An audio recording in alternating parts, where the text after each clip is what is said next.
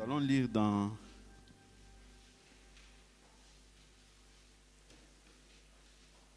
Jean chapitre 4.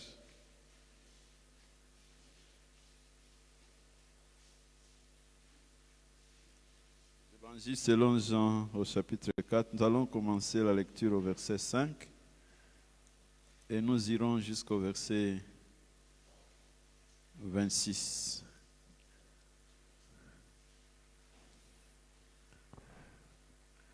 Quand Jésus, s'il vous plaît, or il lui fallait traverser la Samarie. C'est ainsi qu'il parvint dans une ville de Samarie appelée Sychar, non loin de la terre donnée par Jacob à son fils Joseph, là même où se trouve le puits de Jacob. Fatigué du chemin, Jésus était assis tout simplement au bord du puits. C'était environ la 6e heure. Arrive une femme de Samarie pour puiser de l'eau. Jésus lui dit, donne-moi à boire. Ses disciples en effet étaient allés à la ville pour acheter de quoi manger. Mais cette femme, cette Samaritaine lui dit, comment toi, un juif qui me demande à boire, à moi, une femme samaritaine? Les Juifs, en effet, ne veulent rien avoir de commun avec les Samaritains.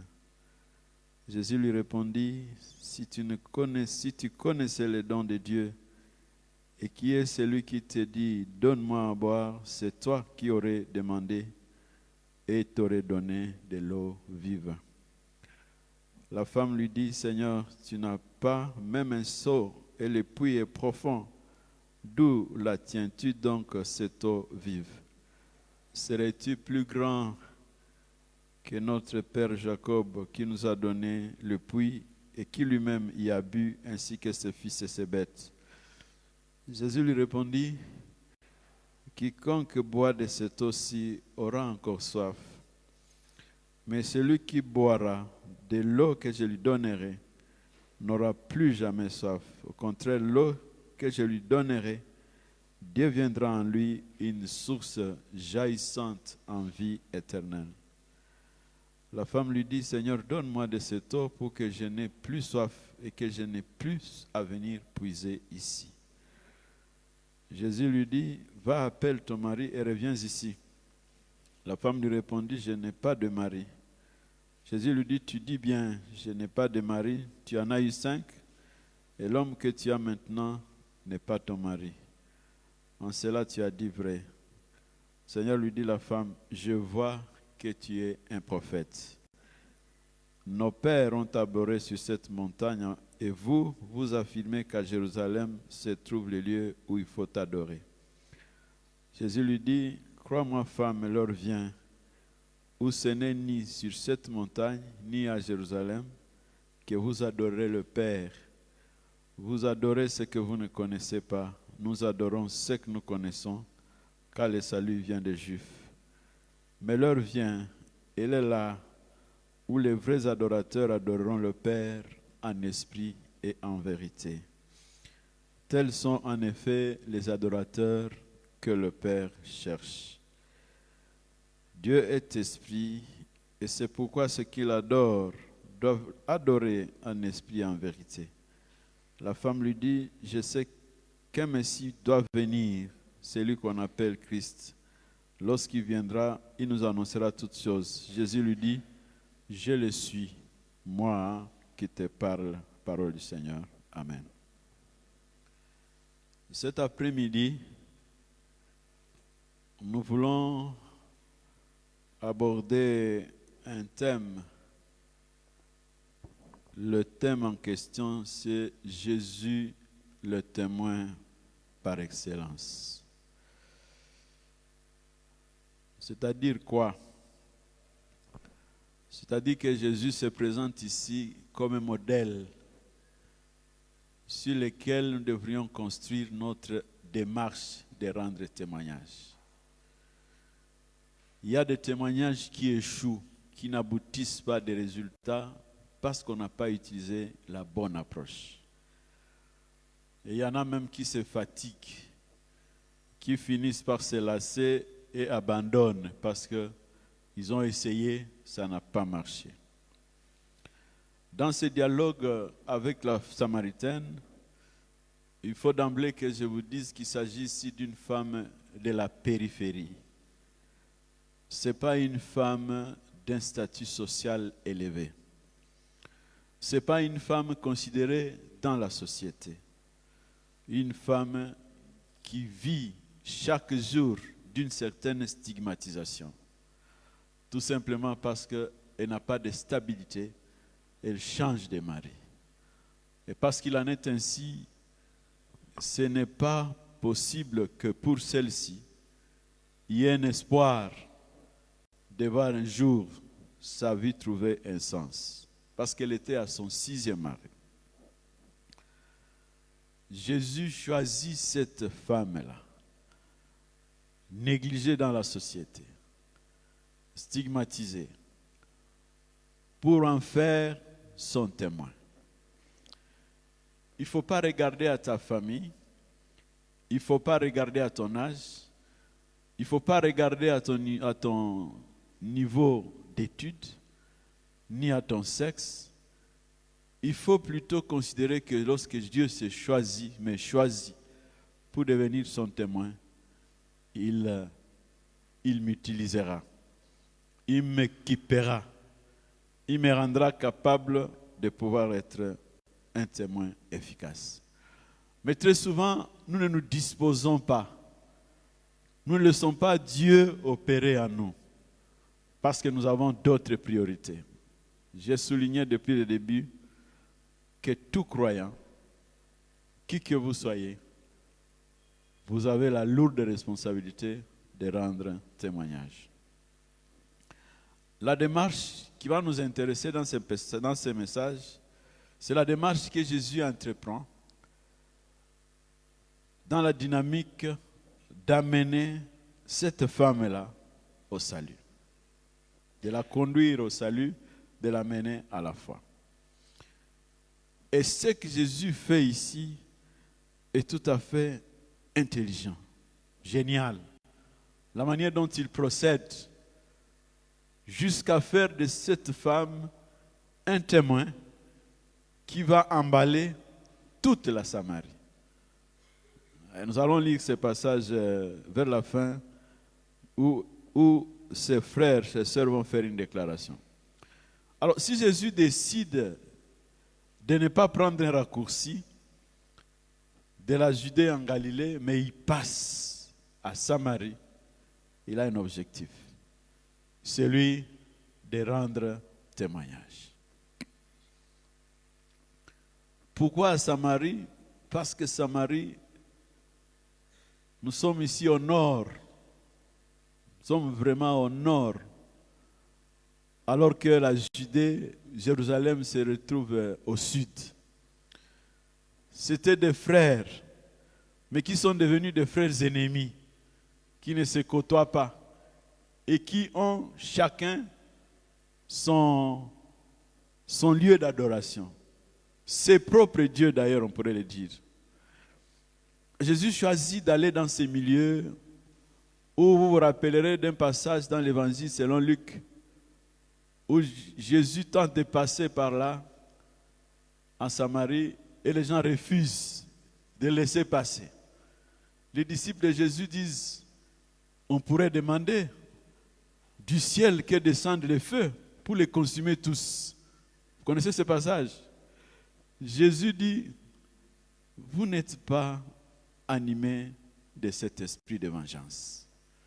Donc il y avait fondamentalement une certaine division entre ces deux peuples.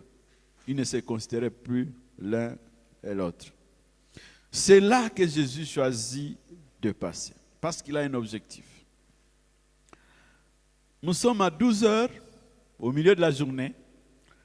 Jésus est fatigué du chemin qu'il a parcouru et il s'assoit au bord du puits. Et comme par providence, une femme, dite la Samaritaine, vient pour puiser. Jésus lui dit, donne-moi à boire. C'est autour de cette eau-là, et c'est la première chose que nous devons souligner, Jésus établit un point de contact. Et ça, c'est la pratique, c'est l'approche même de Jésus. Établir un point de contact. Vous ne pouvez pas enseigner à un étudiant comme vous enseignerez à un tchikoudiste, c'est ça? Vous ne pouvez pas enseigner à un homme d'affaires comme vous enseignerez, vous témoignerez auprès des ministres du gouvernement provincial. Vous ne pouvez pas témoigner au gouverneur de province comme si vous témoignerez à un chef de quartier. Ça doit être différent. L'approche.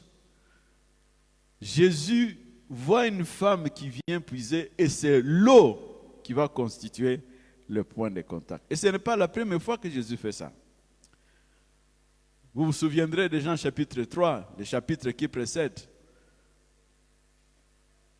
Nicodème s'approche de Jésus sous le registre des miracles que Jésus est en train d'accomplir.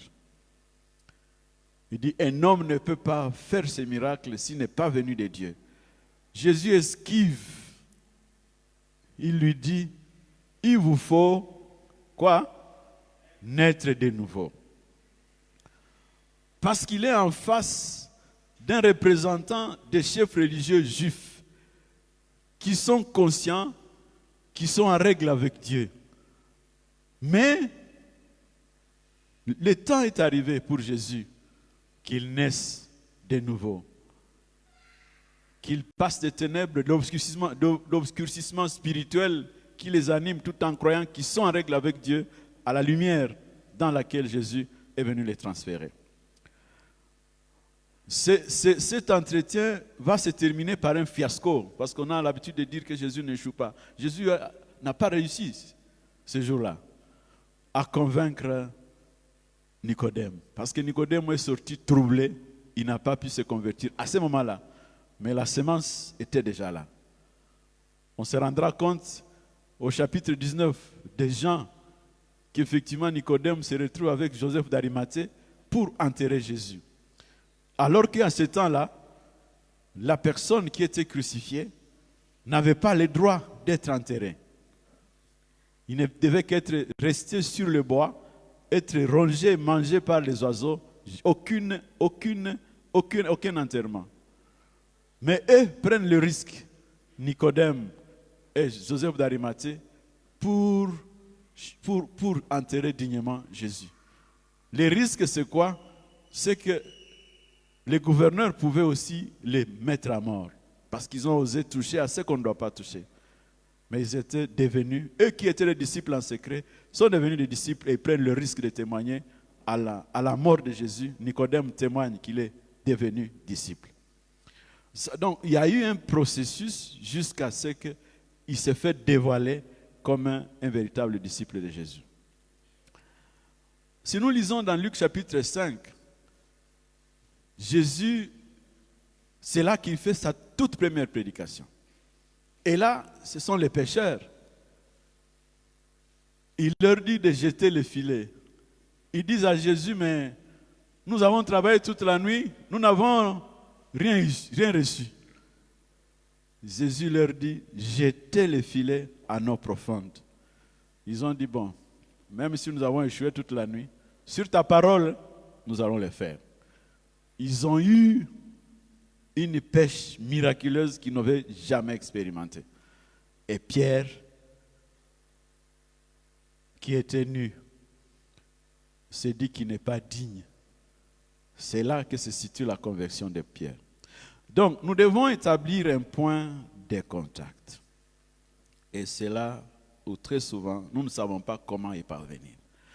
Si vous voulez être un évangéliste, vous voulez devenir un témoin du Christ, il faut user de la sagesse pour établir un point de contact, pour être efficace. Alors, si nous lisons le verset 9b et le verset 20,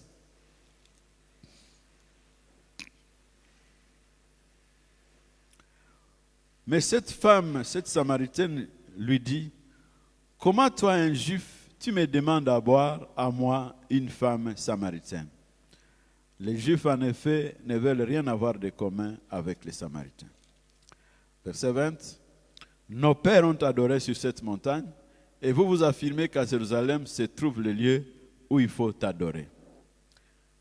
Jésus fait face ici à un obstacle. Parce qu'il est juif, il ne peut pas être écouté. N'est-ce pas? Il ne peut pas être écouté. Les Juifs et les Samaritains, Habachangan, ça c'est un obstacle sur le plan socio-culturel. Mais un obstacle religieux, c'est le fait que les Juifs disent qu'il faut effectivement adorer à Jérusalem, tandis que les Samaritains pensent qu'il faut adorer à Garizim. Comment Jésus va-t-il surmonter ces obstacles? Il va effectivement les surmonter. L'évangélisation, ceux qui ont fait l'histoire de l'Église savent que la première évangélisation a échoué en Afrique. Parce que l'approche était tout à fait mauvaise. Ceux qui étaient venus ont voulu faire ce qu'on appelle tabula rasa. C'est-à-dire considérer les Africains comme n'ayant aucune connaissance de Dieu. Pourtant, dans nos cultures, il y a des noms, non?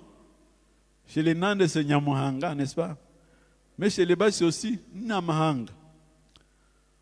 Comme pour montrer que la connaissance de l'être suprême était connue dans toutes les cultures, même avant que les missionnaires n'arrivent.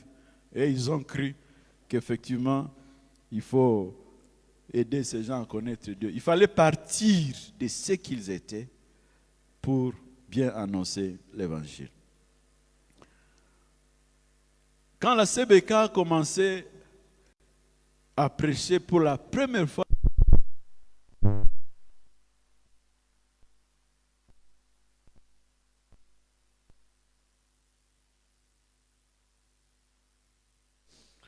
et ils ont parlé de Jésus qui est mort sur la croix.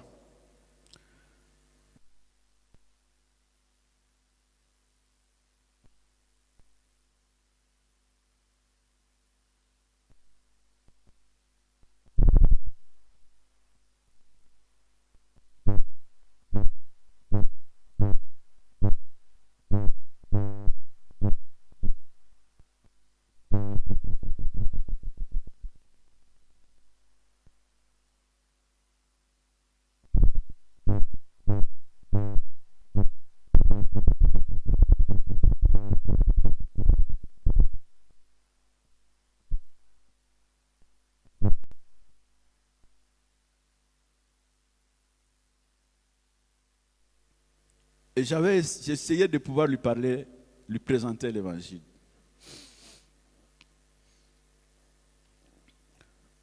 Du fait que j'étais protestant, mais que lui était catholique, il a dit, je n'ai rien à lui dire. D'abord, le fait d'avoir quitté l'église catholique, tu es déjà maudit. Tu vas me dire quoi? J'ai essayé plusieurs fois, ça n'a pas marché. Mais j'ai continué à prier pour lui. Un jour, j'ai une idée. Je me suis dit, peut-être qu'il faut que je change d'approche. Le matin, il m'a vu, il m'a dit, tu ne vas pas à ton église? J'ai dit non, je ne vais pas y aller aujourd'hui. Je vais t'accompagner. Il dit, toi? J'ai dit oui, je vais t'accompagner. Nous sommes arrivés dans son église catholique. Une fois. L'autre dimanche, je suis encore allé. L'autre troisième dimanche, je suis allé. Alors, il semble, et ça il va le dire après, qu'il faisait un effort pour que je sois devant, comme ça il va me surveiller. Comment je vais me comporter? Quand on dit au nom du Père, du Fils et du Saint-Esprit, si je vais le faire, je ne faisais pas le signe de la croix. Mais j'étais là. Il m'observait aussi pour que lorsque j'ai fini, quand on finit il veut voir comment, si je vais critiquer. Il se rendait compte que je ne disais rien du début jusqu'à la fin. Alors le 4e dimanche, il a dit, moi aussi je vais t'accompagner.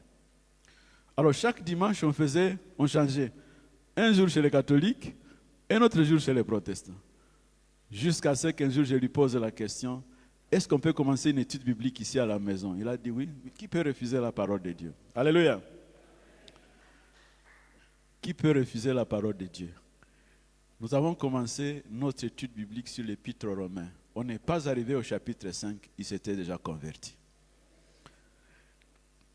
Je raconte cette histoire pour dire que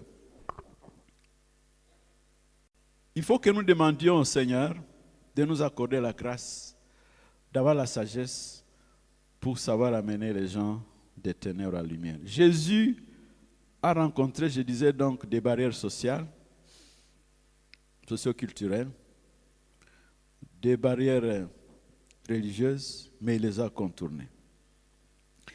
Il les a contournées parce que lorsque la femme lui dit, vous les Juifs, vous dites qu'il faut adorer à Jérusalem. Nous, nos ancêtres ont dit qu'il faut adorer à Garizim. Jésus dit quoi? Il dit, l'heure vient, elle est déjà là, où ceux qui vont adorer, adoreront en esprit et en vérité. Bon, c'est vrai, les gens aiment ça dans notre église. Tout à l'heure, j'ai vu les choristes qui étaient en train de dire, nous allons adorer en esprit et en vérité. Souvent, les gens ont l'habitude de croire qu'adorer en esprit et en vérité, c'est sauter, c'est danser. Dieu quoi adorer en esprit et en vérité. De quoi Jésus voulait-il parler? L'adoration en esprit et en vérité dont Jésus parle ici, c'est le fait de découvrir Dieu en Jésus-Christ. Alléluia. Parce qu'en fait, il était en train de s'adresser à des Juifs qui connaissent Dieu et qui adoraient Dieu. N'est-ce pas? Ils adoraient Dieu. Au travers de la loi, les prescriptions rituelles, ils adoraient déjà Dieu. Mais lui, quand il vient, parce qu'il est le révélateur par excellence de Dieu transcendant, du Père céleste, il n'y a que ces adorateurs-là pour lesquels Jésus est venu, ceux qui vont trouver Dieu en lui. Ceux-là sont des adorateurs en esprit et en vérité. Ce sont ceux qui ont les yeux spirituels de constater que en Jésus-Christ, Dieu se révèle à nous. Ces gens-là, ce sont ceux-là que le Père cherche. Depuis le temps de Jésus jusqu'à aujourd'hui. Les adorateurs que le Père cherche, ce sont ceux qui découvrent que Christ est celui en qui Dieu s'est révélé ou s'est fait découvrir, s'est dévoilé à nous. Et non, il n'y a pas d'autre chemin. Même s'il y en a qui pensent que tout chemin mène à Rome, en tout cas au ciel, tous les chemins ne mèneront pas au ciel. Il n'y a que Christ qui est le chemin qui conduit vers le Père. Ce sont là les adorateurs que le Père recherche. Jésus a donc contourné ça en montrant à quel niveau c'était, au moins à ce niveau-là, Juifs et Samaritains vont se retrouver. La question n'est plus de savoir si on adore à Jérusalem, la question n'est plus de savoir si on adore à Garizim, mais les lieux de rencontre ou les points de contact que Dieu a établis désormais, c'est Jésus le Christ. Il n'y a que lui. Donc ceux qui ne le reconnaissent pas ont fait fausse route. Donc Jésus est tout à fait perspicace. Deuxième chose, il est tout à fait perspicace parce qu'il va dire à la femme, lorsqu'il constate que la femme commence à s'ouvrir à son message, nous sommes au verset 16, Jésus dit à la femme, va, cherche ton mari et reviens ici. Il dit, je n'ai pas de mari. Jésus lui dit, c'est vrai, tu dis vrai, parce que tu en as eu 5 et celui avec qui tu es n'est pas non plus ton mari. La femme, à ce moment-là, découvre et dit une chose, dit, je sais, je vois que tu es prophète. Je vois que tu es prophète. Et là commençait un pas dans la connaissance de Jésus. Mais elle va aller plus loin. Elle va aller plus loin parce qu'elle va dire que le Christ, au verset 25, elle va dire, je sais qu'un Messie doit venir, celui qu'on appelle Christ. Lorsqu'il viendra, il nous annoncera toutes choses. Jésus lui dit, je le suis, moi qui te parle. C'est le seul passage dans tout le Nouveau Testament où Jésus dit, je suis le Messie. Il n'y a pas d'autre passage que celui-ci. Jésus choisit de révéler à cette femme samaritaine qu'il est le Messie. Et ça va être un déclic qui va conduire la femme à aller maintenant vers les siens pour leur dire, venez voir l'homme qui m'a dit tout ce que j'avais déjà fait. Ne serait-il pas le Christ?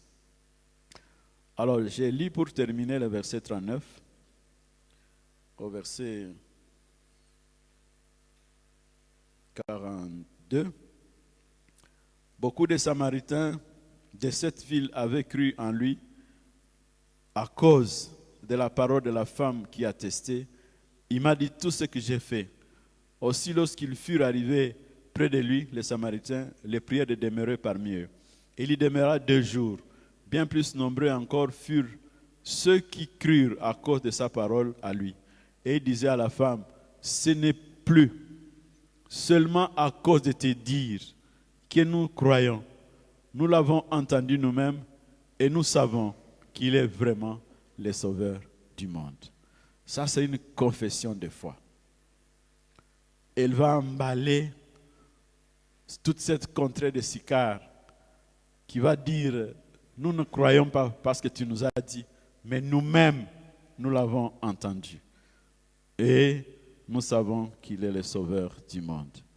C'est ici que la déclaration qui est faite démontre que Jésus n'est pas venu seulement pour les Juifs. Le salut est universel. Il y a une certaine dimension de l'universalité du salut. Les Juifs qui croyaient prendre Dieu en otage se retrouvent au niveau où désormais Jésus établit un lien avec la terre païenne. Et donc, même ceux qui ne sont pas juifs sont concernés par la révélation que Jésus est venu apporter. Donc, la femme ici est un agent important donc, que choisit Jésus, qu'il utilise pour faire pénétrer. En tout cas, à ce jour-là, il y a eu un réveil, la lumière de l'évangile dans cette contrée, comme pour dire que les femmes ne doivent pas se sous-estimer. Même si notre Église continue à croire que les femmes ne deviendront jamais pasteurs, ils se trompent. Je parie que les femmes seront un jour pasteurs dans cette Église. Parce qu'à un moment donné, les gens se rendront compte qu'il n'y a pas de pasteur. D'ailleurs, la preuve, c'est qu'il y a une génération qui est en train d'aller en retraite. Bientôt, les gens vont constater qu'on aura besoin de ces gens-là qui ont été formés et qui, effectivement, sont des témoins dont l'Église a besoin. Que le Seigneur bénisse sa parole. Amen.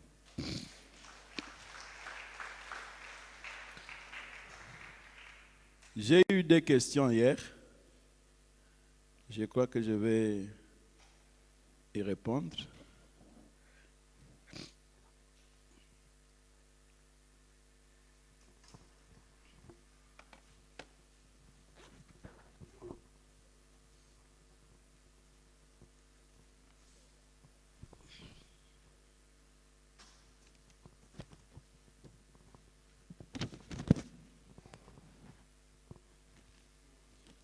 Disons merci pour cette parole si riche, mais aussi qui nous interpelle à être des témoins au modèle du Christ. Donc nous donnons la place aux questions et en commençant par les 2 questions qui ont été posées hier.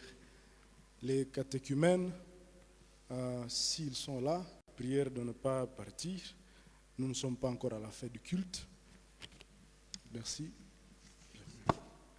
Alors la première question, c'est les témoins de Jéhovah sont connus par leur courage d'annoncer la nouvelle du royaume. Pouvons-nous savoir pourquoi pour les protestants baptistes, nous n'avons pas fait de l'annonce de l'évangile notre priorité? Peut-on croire à l'hypothèse selon laquelle c'est la faute de nos leaders, des pasteurs, qui n'en font pas la priorité en nous y entraînant, car tel père, tel fils? En fait, les témoins de Jéhovah, je l'ai dit, je crois hier, ou c'était avant-hier, qu'ils nous défient. Ils nous défient parce que, et qui n'ont même pas de promesses d'amener les gens au ciel, qui ont un message qui en lui-même est faux. Mais ils ont beaucoup de zèle, pourtant assis dans les mensonges, pour proclamer le message. Ils nous défient. Et nous devrions avoir honte. Nous devrions avoir honte de constater. Et je crois, j'ai l'habitude de croire qu'on nous a mal enseigné. On nous a dit que nous sommes sauvés par la grâce. Ce n'est pas mauvais. Mais on ne nous a pas dit ce que cette grâce a coûté. Et quelle est la conséquence de toute personne qui aurait été sauvée par la grâce en termes de l'annonce de cette bonne nouvelle, comme c'était le cas pour les premiers chrétiens. Si vous lisez très bien les livres des Actes des Apôtres, vous allez constater qu'il y a eu un engouement dans les chefs des premiers chrétiens de proclamer la bonne nouvelle. Parce que pour certains, à l'époque, ils étaient conscients que Jésus allait retourner au cours de leur génération. Et parce que le Christ a promis de revenir, avant qu'il ne revienne, annonçons la bonne nouvelle. Mais on entend les gens dire que Jésus a dit qu'il reviendra bientôt, mais bientôt, Haïchak, ça n'arrivera pas peut-être. Le fait qu'il y en a qui croient qu'il traîne à revenir, pourtant l'évangéliste Matthieu dit que cette bonne nouvelle sera prêchée dans le monde entier, alors viendra la fin. La responsabilité de tout croyant, c'est d'annoncer la bonne nouvelle. L'annoncer en parole, mais aussi l'annoncer par la vie. Ce n'est pas la faute des pasteurs, c'est la faute, si le pasteur lui-même est croyant, il doit effectivement faire de cette annonce sa priorité. Je crois que ça, c'est la vérité. Chaque croyant, les pasteurs inclus, tous, nous sommes appelés à faire de l'annonce de la bonne nouvelle la priorité. Mais en quoi l'évangile est pour toi la bonne nouvelle? Je l'ai dit hier. Qui aime peu, aimera peu, n'est-ce pas? Non, celui à qui on a peu pardonné, on a dit il aimera peu. Mais celui à qui on a beaucoup pardonné, il aimera beaucoup. Je crois que l'erreur, c'est au niveau où les gens constatent que il dit, moi, je n'ai fait que voler de temps en temps.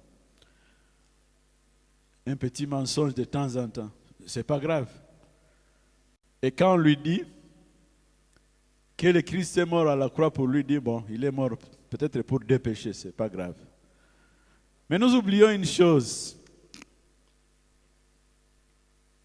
Nous oublions que nous étions condamnés depuis la naissance, depuis le sein de nos mères. Parce que le péché nous sépare de Dieu. Cette nature du péché que nous avons héritée dès le sein de nos mères nous sépare de Dieu. Il n'est pas question ici de voir combien de péchés j'ai commis, mais à quoi le salut qui m'a été accordé a coûté à Christ pour que moi je puisse obtenir la possibilité d'être compté parmi les enfants de Dieu et recevoir le pardon c'est-à-dire être transféré des ténèbres à la lumière. Nous devons réaliser que Christ a beaucoup fait. Et si nous l'avons réalisé, nous devons donc faire le meilleur de nous-mêmes pour donner la priorité à l'annonce de la bonne nouvelle. Donc j'insiste que les témoins de Jéhovah nous défient. Nous devrions d'ailleurs les dépasser. Jésus a dit, les fils des ténèbres sont plus sages que les fils de la lumière. Deuxième question, pour nous qui sommes des hommes qui ont toujours une nature pécheresse, quel conseil vous nous donnez pour que nous ne puissions pas toujours tomber dans le péché à chaque instant? Surtout que nous sommes déjà engagés à suivre Christ par le baptême et nous voulons témoigner publiquement qu'il est notre Seigneur et notre Sauveur.